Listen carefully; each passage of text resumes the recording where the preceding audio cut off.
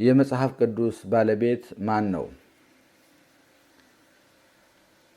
የባለቤትነት መረጃዎች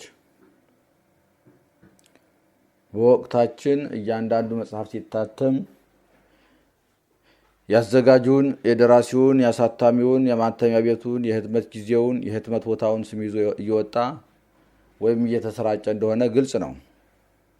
ከዚህም አልፎ የደራሲውን ፎቶም በመጽሐፉ ሽፋን ላይ ማውጣት የተለመደ እየሆነ መጥቷል። ይህ ሁሉ የሚያሳየው ጸሐፊው የኔ ነው ወይም ባለቤቱ እኔ ነኝ የሚል መልእክትን ለማስተላለፍ የፈለገ ይመስላል። መጽሐፍ ቅዱስ ላይ ግን አሳታሚውና አሰራጩ እንዲሁም የታተመበት ጊዜና ቦታ ከተጠቀሰ በኋላ የደራሲው ወይም የባለቤቱ ስም ከውስጥ እንጂ ከላይ አይታይም። ይህም በሚከተሉ ጥቅሶች ላይ ጎልቶ ተጠቅሷል። ኢሳይያስ 34:16፣ ዘዳግም 17:14፣ ራእይ 1:11፣ ኤርምያስ 1:10፣ 36:2፣ ኤርምያስ 30:2። እግዚአብሔር እንደ ባለቤትነቱ በመጽሐፍ ቅዱስ አጻጻፍ ላይ የሰራው ድንቅ ስራ። የመጽሐፍ ቅዱስ ክፍሎች በተለያዩ ቦታዎች፣ በተለያዩ ሰዎች፣ በተለያዩ ጊዜያትና በተለያዩ ቋንቋዎች ተጽፈው የሀሳብ መጋጨት ሳይፈጥሩ የጋራ መልእክት ማስተላለፋቸው የእግዚአብሔር እጹብ ድንቅ ስራ የተሰራባቸው መሆኑን ይገልጻሉ። አንድ ሊቅ ስለ መጽሐፍ ቅዱስ ክፍሎች የሀሳብ ስምምነት ሲገልጽ መጽሐፍ ቅዱስ እርስ በራሱ ይጣላል ብለው መጽሐፍ ቅዱስን ከማንበብ ወደ ኋላ ያሉ ሰዎች መጽሐፍ ቅዱስ እርስ በራሱ ተጣልቶ ሳይሆን እነሱ ከመጽሐፍ ቅዱሱ ጋር ተጣልተው ስለሆነ ነው በማለት ስለ መጽሐፉ ስምምነት ገልጿል። መጽሐፍ ቅዱስ መቼ ተጻፈ? ይህ ጥያቄ በአንድ ነጠላ መልስ የሚጠቃለል አይደለም። ምናልባት እንዲህ አይነት ዝግ ጥያቄ ብንጠየቅ በተለያዩ ጊዜያት ብለን ልንመልስ እንችላለን። የመጽሐፉን የጽህፈት ጊዜ ለማጥናት ለሁለት አበይት ክፍሎች ከከፈልን በኋላ እንደገና በንዑሳን ክፍሎች ከፍለን ለማየት እንሞክራለን። መጽሐፍ ቅዱስን ለመጻፍ ከ4100 ዓመታት በላይ እንደወሰደ ይነገራል። ያ ማለት 1486 ዓመተ ዓለም እስከ 98 ዓመተ ምህረት ድረስ ነው። በጥቅሉ ከ1486 ዓመተ ዓለም መጽሐፈ ሄኖክ የተጻፈበት ዘመን ነው 1486። ከዚያ 98 ዓመተ ምህረት ደግሞ ራዕየ ዮሐንስ የተጻፈበት ነው። ከክርስቶስ ልደት በፊት የተጻፉት የመጽሐፍ ቅዱስ ክፍሎች የጋራ መጠሪያ ብሉያት ወይም የብሉይ ኪዳን መጽሐፍ ሲሆን ጸሐፊዎቻቸው ነቢያት ተብለው ይጠራሉ። በዚህ ዘመን የተጻፉት መጽሐፍት ብዛት 46 ሲሆን የዘመኑ ጠቅላላ ብዛት 5500 ዓመታት ነው። መጽሐፈ ሲራክ ምዕራፍ 24 ቁጥር 6፣ መጽሐፈ ቀሌምንጦስ እንደዚሁም ማስረጃ ነው። በሐሙስ ዕለት ኦ በመንፈቃ ለዕለት እትወለድ እምወለተ ወለትከ ከሚለው ነው። መዝሙረ ዳዊት መዝሙር 90 እስመ አሰርቱ ምዕት ዓመት በቅድሜ ከመ ዕለት። ይህን 5500 ዘመን ለአራት ንዑሳን ክፍሎች ከፍለን እናየዋለን። አንደኛ ዘመነ አበው። ዘመነ አበው የሚባለው ከመጀመሪያው ሰው ከአዳም ጀምሮ እስከ ሙሴ አባት ወይም እንበረም ድረስ ያለው ሲሆን ለዚህ ክፍል በኦሪት ዘፍጥረት ምዕራፍ 5 እና 10 ስናነብ የሚከተለውን የዘር ሐረግ እናገኛለን። አዳም ሴትን ወለደ፣ ሴት ሄኖስን፣ ሄኖስ ቃይናንን፣ ቃይናን መላልኤልን፣ መላልኤል ያሬድን፣ ያሬድ ሄኖክን፣ ሄኖክ ማቱሳላን፣ ማቱሳላ ላሜህን፣ ላሜህ ኖህን፣ ኖህ ሴምን፣ ሴም አርፋክስድን፣ አርፋክስድ ቃይንምን፣ ቃይንም ሳላን፣ ሳላ ኤቦርን፣ ኤቦር ፋሌቅን፣ ፋሌቅ ራግውን፣ ራግው ሴሩህን፣ ሴሩህ ናኮርን፣ ናኮር ታራን፣ ታራ አብርሃምን፣ አብርሃም ይስሐቅን፣ ይስሐቅ ያዕቆብን፣ ያዕቆብ ፋሬስን፣ ፋሬስ ኤስሮምን፣ ኤስሮም አርዳምን፣ አርዳም አሚናዳብን፣ አሚናዳብ ነአሶንን። ኤጲፋኒዎስ በአክሲማሮስ እንዳስቀመጠው ከአዳም እስከ ኖህ 10 ትውልድ አጠቃላይ ስንት ዓመት ነው ቢባል 2242 ዓመታት ይላል። ከኖህ እስከ አብርሃም ደግሞ 11 ትውልድ ይልና በዓመታት ሲያስቀምጠው 788 ከኖህ እስከ አብርሃም ያለው 788 ዓመታት ይለዋል። ከአብርሃም እስከ ክርስቶስ ደግሞ ያለውን 43 ትውልድ ያደርግና 2470 ዓመታት ይለዋል። ኤጲፋኒዎስ በአክሲማሮስ ዘመነ አበውን ሲጠቅስ ከአዳም እስከ ናሶን ያለው ነው ብሎታል። በዚህ ዘመን ከነበሩት አባቶች መሃል 7ኛ ትውልድ የነበረው ሄኖክ የመጀመሪያውን የመጽሐፍ ቅዱስ ክፍል ወይም መጽሐፈ ሄኖክን እንደጻፈ ይታመናል። ዘመኑም በ1486 ዓመተ ዓለም ነበር። በሁለተኛ ደረጃ በዘመነ አበው ሳይጻፍ እንዳልቀረ የሚነገርለት መጽሐፍ መጽሐፈ ኢዮብ ነው። ይህ መጽሐፍ በአብርሃምና በይስሐቅ ዘመን እንደተጻፈ ይነገራል። በሌላ በኩል እስራኤል በግብፅ ሳሉ በፈርዖን ዘመን የኢዮብ መጽሐፍ ተጻፈ በማለት በ1988 ዓ.ም በትንሣኤ የታተመ የመጽሐፈ ሰሎሞን ወሲራክ መግቢያ ይናገራል። በአንዳንድ ሰዎች ደግሞ በንጉሥ ሰሎሞን ዘመን እንደተጻፈ ይነገራል። አንዳንዶች ግን መጽሐፈ ኢዮብ ከማንኛውም መጽሐፍ አስቀድሞ በ1500 ዓመተ ዓለም እንደተጻፈ ይናገራሉ። ይሁንና ይህን አስተያየት ብዙ ሊቃውንት ይቃወሙታል። ብዙዎች የመጽሐፍ ቅዱስ ሊቃውንት እንደሚሉት መጽሐፉ የተጻፈው ከክርስቶስ ልደት በፊት በ4ኛ ምዕተ ዓመት ገደማ ነው። ሁለተኛ ዘመነ መሳፍንት። ይህ ዘመን ከሙሴ እስከ ንጉሱ ሳኦል አባት ወይም ቂስ ድረስ ያለው ሲሆን በዚህ ዘመን 17 መሳፍንት በየጊዜው እየተነሱ እስራኤልን ከጠላት በእግዚአብሔር ኃይል ታድገዋል። መሳፍንት ማለት ፈራጆች፣ አስተዳዳሪዎች ማለት ሲሆን ራሱን የቻለ አንድ መጽሐፍ ስለ መሳፍንት ወይም በመሳፍንት ስም ርዕሱ ተሰይሟል። መጽሐፉ መጽሐፈ መሳፍንት በመባል ይጠራል። ከመስፍኑ ሙሴ ጀምሮ እስከ መስፍኑ ሳሙኤል ድረስ ያሉትን መሳፍንት ታሪክ ከኦሪት ዘጸአት፣ ዘሌዋውያን፣ ዘሁልቁ፣ ዘዳግም፣ ኢያሱ፣ መሳፍንት፣ ሩትና አንደኛ ሳሙኤል እናገኛለን። በዚህ ዘመን እንደተጻፉ የሚታመኑት ቅዱሳት መጻሕፍት ኦሪት ዘፍጥረት፣ ኦሪት ዘጸአት፣ ኦሪት ዘሌዋውያን፣ ኦሪት ዘሁልቁ፣ ኦሪት ዘዳግም፣ መጽሐፈ ኢያሱ፣ መጽሐፈ መሳፍንት፣ መጽሐፈ ሩት እና አንደኛ ሳሙኤል ናቸው። የመሳፍንቱም ስሞች የሚከተሉት ናቸው። አንደኛ ሙሴ፣ ሁለተኛ ኢያሱ፣ ሶስተኛ ጎቶንያል መሳፍንት 3:7 ላይ ይገኛል። አራተኛ ናኦድ መሳፍንት 3:12 ላይ ይገኛል። አምስተኛ ሰሜጋር 3:31 ላይ ይገኛል። ስድስተኛ ባርቅ 4:1 ላይ ይገኛል። ስድስተኛ ባርቅ 4:1 ላይ ይገኛል። ሰባተኛ ጌዲዮን 6:11 ላይ፣ ስምንተኛ አቤሜሌክ 9:22 ላይ፣ አስረኛ ቶላ 10:1 ላይ፣ አስረኛ ኢያዕር 10:3 ላይ፣ 11ኛ ዮፍታሄ 11:1 ላይ፣ 12ኛ ኢብፃን 12:11 ላይ፣ 13ኛ ኤሎም 12:8 ላይ፣ 14ኛ አብዶን 12:13 ላይ፣ 15ኛ ሶምሶን 13:1 ላይ፣ 16ኛ ኤሊ አንደኛ ሳሙኤል 4:18 ላይ፣ 17ኛ ሳሙኤል አንደኛ ሳሙኤል 4 ላይ። ኤጲፋኒዎስ በአክሲማሮስ ዘመነ መሳፍንት ከነአሶን እስከ ዳዊት ያለው ዘመን እንደሆነ ይናገራል። በ3843 ዓመተ ዓለም እስራኤል ከግብፅ ሲወጡ ኦሪት ተጻፈ። በመጽሐፈ ሰሎሞን ወሲራክ መግቢያ ላይ እንደተጠቀሰው በ3843 ዓመተ ዓለም እስራኤል ከግብፅ ሲወጡ ኦሪት ተጻፈ። ኦሪት ማለት ከዘፍጥረት እስከ ዘዳግም ድረስ ያለው ማለት ነው። ሶስተኛ ዘመነ ነገስት ወይም ዘመነ መንግስት። ይህ ዘመን ከንጉሥ ሳኦል እስከ ንጉሥ ዘሩባቤል ድረስ ያለው ሲሆን በዚህ ዘመን የተለያዩ ነገስታት በእስራኤልና በይሁዳ እየነገሱ ህዝቡን መርተዋል።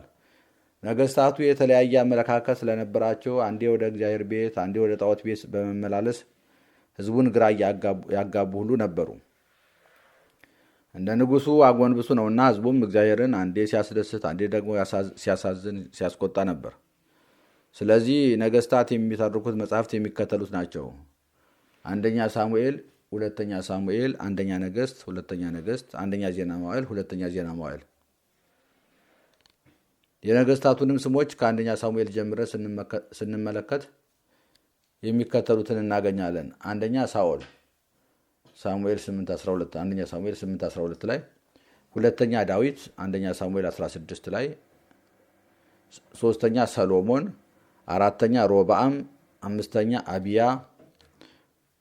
ሮብዓም አንደኛ ነገስት 11 ላይ አለ ታሪኩ የሚጀምረው ማለት ነው።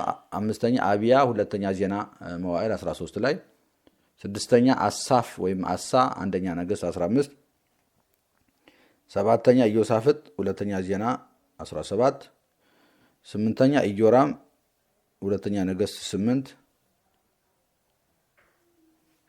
9ኛ አካዝያስ ሁለተኛ ዜና 22 10ኛ ኢዮአስ ሁለተኛ ነገሥት 11 እና 12 11ኛ አሜሲያስ ሁለተኛ ነገሥት 14 12ኛ ኦዚያን ወይም አዛሪያስ ሁለተኛ ነገሥት 14 13ኛ ኢዮአታም ሁለተኛ ነገሥት 15 14ኛ አካዝ ሁለተኛ ነገሥት 16 15ኛ ሕዝቅያስ ሁለተኛ ነገሥት 18 16ኛ ምናሴ ሁለተኛ ነገሥት 20 17ኛ አሞጽ ሁለተኛ ነገሥት 21 18ኛ ኢዮስያስ ሁለተኛ ዜና 34 19ኛ ኢዮአቄም ኤርምያስ 36 20ኛ ኢኮንያን ወይም ዮአኪን ሁለተኛ ነገሥት 24 21ኛ ሰላትያል እዝራ 5:2 22ኛ ዘሩባቤል አንደኛ ዜና 3:16 ሌሎቹ ጎቶሊያል፣ ኢዮአክስ፣ ሴዴቅያስ አሉ። እዚህ ጋር ከላይ ከተዘረዘሩት የመጀመሪያዎቹ ሶስቱ ማለት ሳኦል፣ ዳዊት፣ ሰሎሞን እስራኤልን ወይም 10 ነገድንና ይሁዳን 2 ነገድን በአንድ ላይ ጠቅልለው የገዙ ሲሆን ከሮብዓም ጀምሮ ያሉት ግን በሁለቱ ነገድ በይሁዳ ግዛት ኢየሩሳሌምን ዋና ከተማ አድርገው የነገሱ ናቸው። የክርስቶስ የዘር ሐረግም በማቴዎስ ወንጌል ምዕራፍ 1 ላይ የተጠቀሰው ይህን ይከተላል። ቀጥሎ ያሉት ደግሞ በእስራኤል ወይም 10 ነገዶች ሰማርያን ዋና ከተማ አድርገው የነገሱ ናቸው። ኢዮርብዓም አንደኛ፣ ናዳብ፣ ባኦስ፣ ኤላ፣ ዘምሪ፣ ታምኒ፣ ዘንበሪ፣ አክዓብ፣ አካዝያስ፣ ኢዮራም፣ ኢዩ፣ ኢዮአካዝ፣ ዮአስ፣ ኢዮርብዓም ሁለተኛ፣ ዘካርያ፣ ሰሎም፣ ምናሄም፣ ፋቂስያስ፣ ፋቁሄ፣ ሆሴ በ4407 ዓመተ ዓለም መጽሐፈ ነገሥት ተጻፈ። በ4407 ዓመተ ዓለም መጽሐፈ ነገሥት ተጻፈ። በ4447 ዓመተ ዓለም መዝሙረ ዳዊት ተጻፈ። በ4481 ዓመተ ዓለም መጽሐፈ ሰሎሞን ተጻፈ። ይህ መረጃ የሚገኘው በመጽሐፈ ሰሎሞን ወሲራክ መግቢያ ላይ ነው፣ በአንድምታ መግቢያው ላይ። በ4905 ዓመተ ዓለም እስራኤል ወደ ባቢሎን ወረዱና በ4975 ዓመተ ዓለም ከባቢሎን ወደ ሀገራቸው ተመለሱ። ይህ መረጃም የተገኘው መጽሐፈ ሰሎሞን ወሲራክ መግቢያ ላይ ነው። በዚህ ዘመን እንደተጻፉ የሚታመኑት ቅዱሳት መጻሕፍት የሚከተሉት ናቸው። አንደኛ ሳሙኤል፣ ሁለተኛ ሳሙኤል፣ አንደኛ ነገሥት፣ ሁለተኛ ነገሥት፣ አንደኛ ዜና መዋዕል፣ ሁለተኛ ዜና መዋዕል፣ አስቴር፣ መዝሙረ ዳዊት፣ ምሳሌ፣ ተግሳጽ፣ መክብብ፣ መኃልይ፣ ኢሳይያስ፣ ኤርምያስ፣ ሕዝቅኤል፣ ዳንኤል፣ ሆሴ፣ አሞጽ፣ ሚክያስ፣ ኢዩኤል፣ አብድዩ፣ ሶስና፣ ዮናስ፣ ናሆም፣ ዕንባቆም፣ ሶፎንያስ፣ ጦቢት፣ ዮዲት፣ ጸሎተ ምናሴ፣ ባሮክ፣ መዝሙረ ሰለስቱ ደቂቅ። ዘመነ ካህናት ወይም ዘመነ ነቢያት። ይህ ዘመን ከዘሩባቤል እስከ ልደተ ክርስቶስ ያለው ሲሆን በዚህ ዘመን ካህናት ሕዝቡን እየመሩና እያጽናኑ የመሲሁን መምጣት በተስፋ እየተጠባበቁ የኖሩበት ዘመን ነው።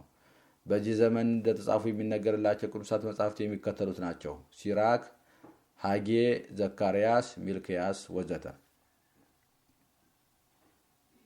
ከክርስቶስ ልደት በኋላ የተጻፉት የመጽሐፍ ቅዱስ ክፍሎች የጋራ መጠሪያ ሐዲሳት ወይም የሐዲስ ኪዳን መጻሕፍት ሲሆን ጸሐፊዎቻቸውም ሐዋርያት ይባላሉ። እነዚህ መጻሕፍት ከብሉይ ኪዳን ቀጣይ ክፍሎችን ወይም ክስተቶችን ሲያመለክቱ አብዛኛዎቹ በሐዋርያት የተጻፉ ናቸው።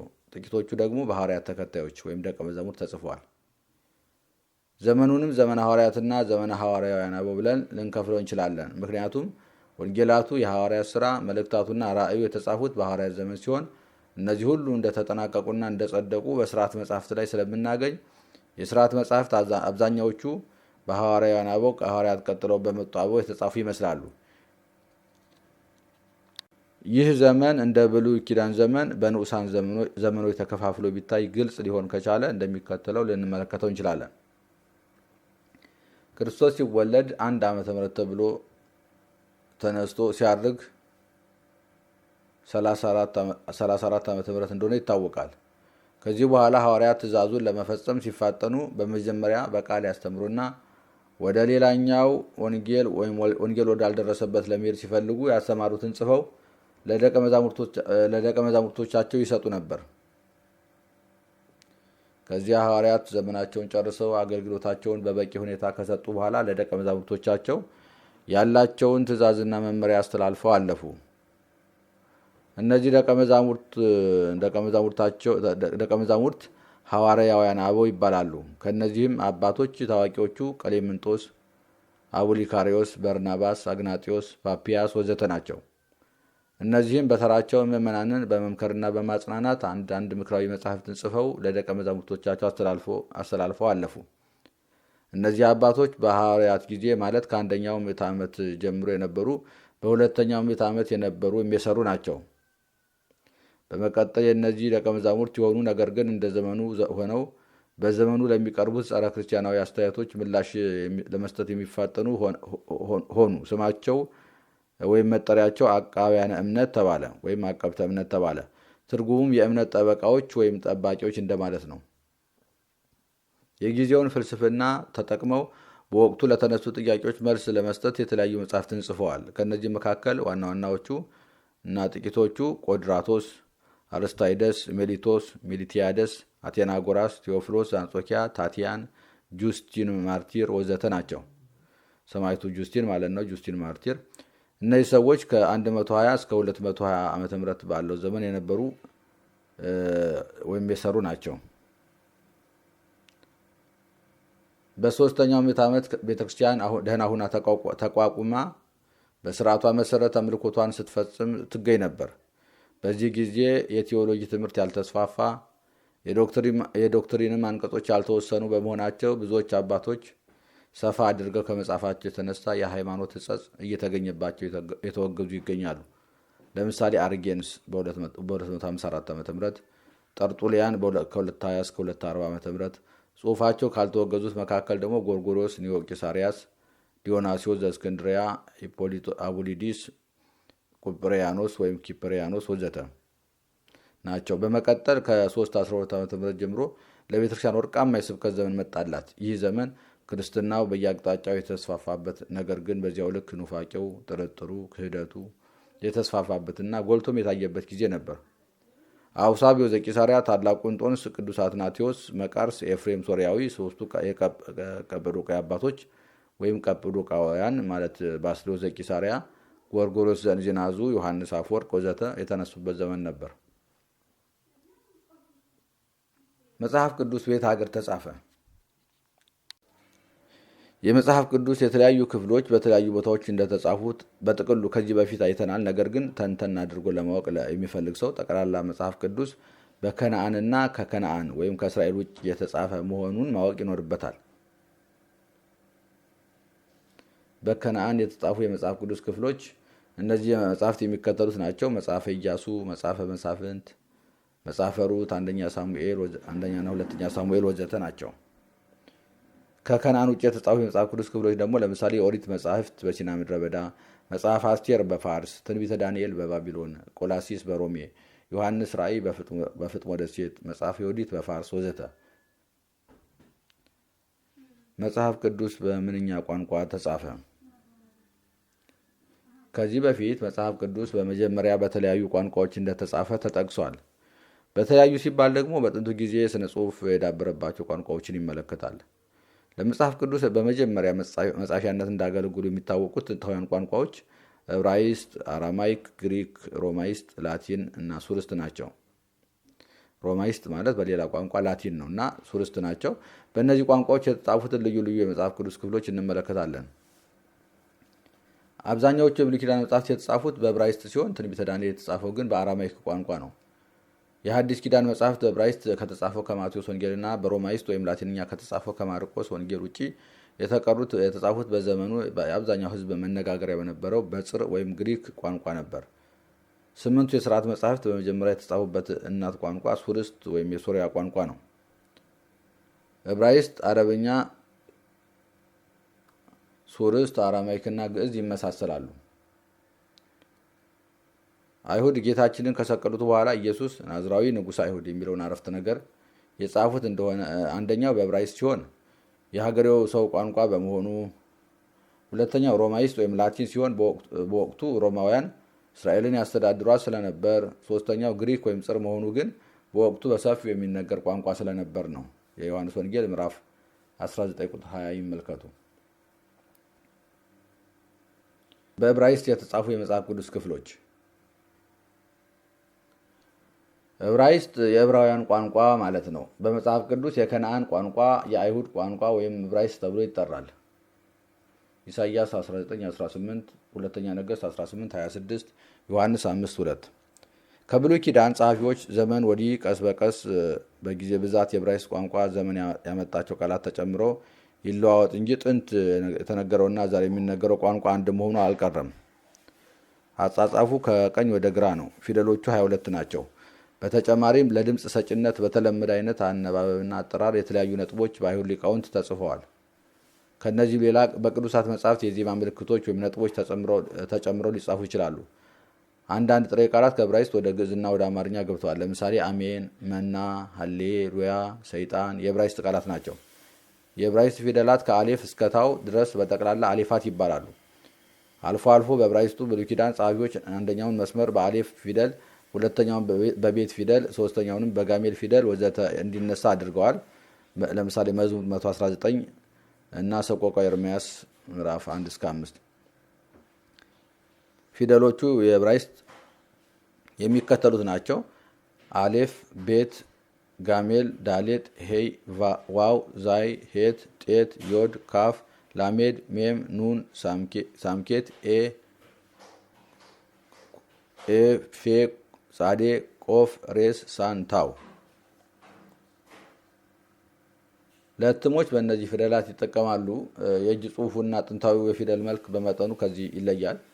በአማርኛውና በግዕዙ እንዲሁም በእንግሊዝኛው የብሉይ ኪዳን መጻሕፍት አንዳንድ ቃላት በቀጥታ ከዕብራይስጥ ተወስደው ይገኛሉ። ለምሳሌ ኤልሻዳይ ማለት ሁሉን የሚችል አምላክ፣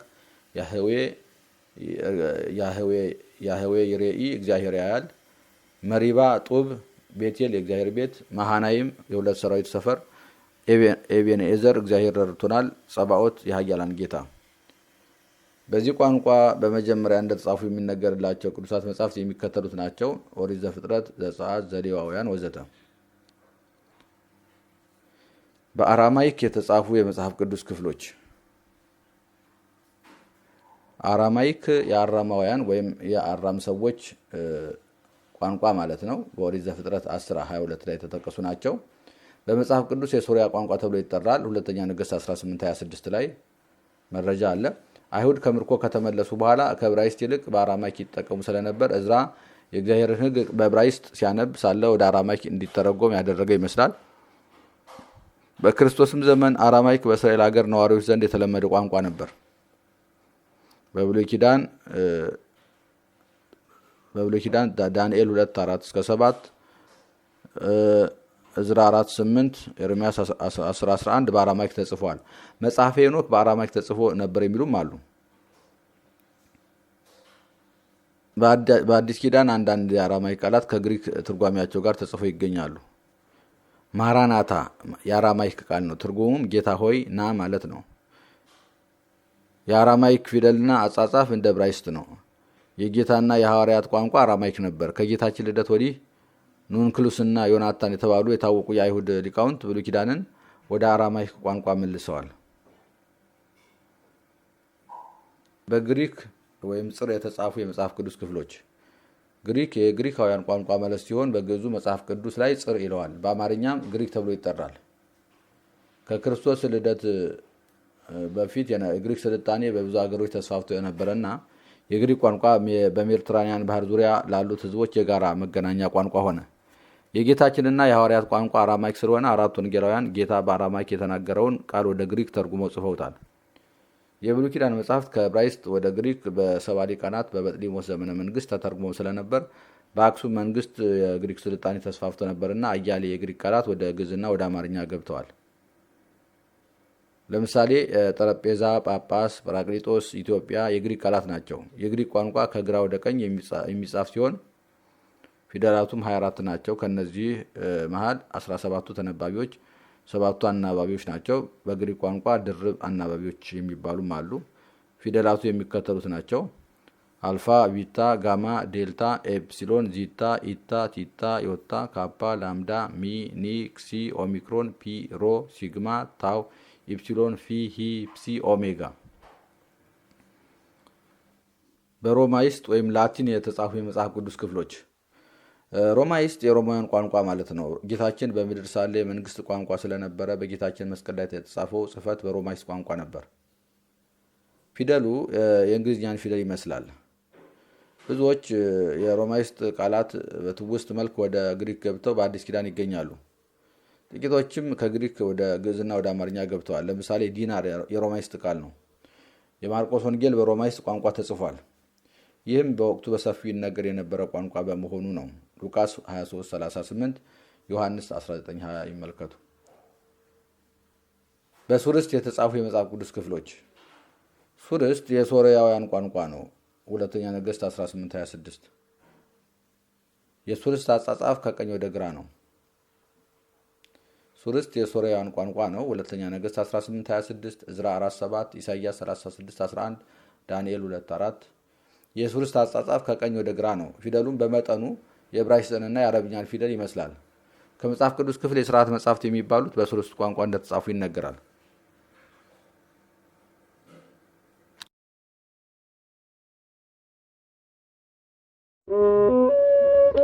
ይህ የዕብራይስጥ ፊደል ገበታ ነው። እንደምታያቸው ፊደላቱ 22 ናቸው። ከቀኝ ወደ ግራ ነው የሚጻፉት።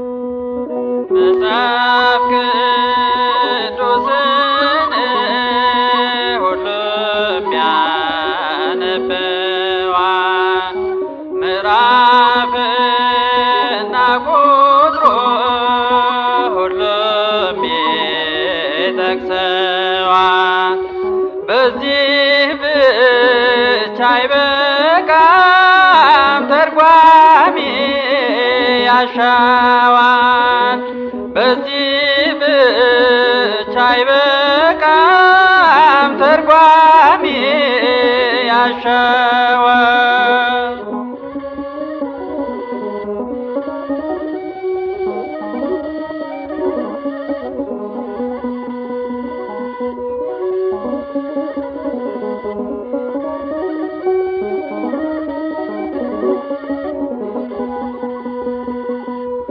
እንደ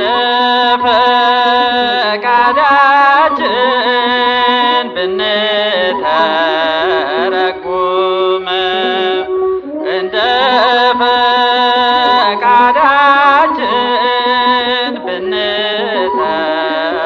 ብንተረጉመው በውጥን የሚያስቀር ስህተቱ ብዙ ነው።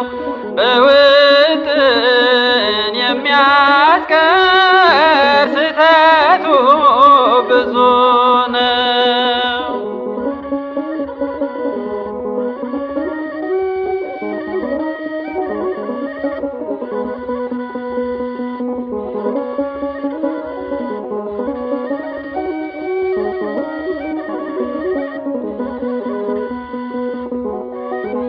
ከቶ በሰው ፈቃድ ትንቢት እንዳልመጣ ከቶ በሰው ፈቃድ ትንቢት እንዳልመጣ ይነግረናል መጽሐፍ ከሕግ እንዳንወጣ ይመክረናል መጽሐፍ ከሕግ እንዳንወጣ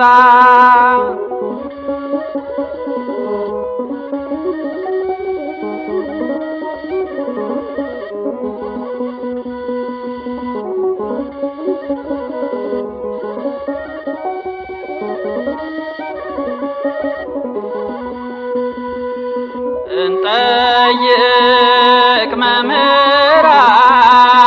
ያሉት በደረጃ እንጠይቅ መምህራን ያሉት በደረጃ እናንብብ መጻሕፍት ይሁኑን ማስረጃ እናንብብ መጻሕፍት ይሁኑን ማስረጃ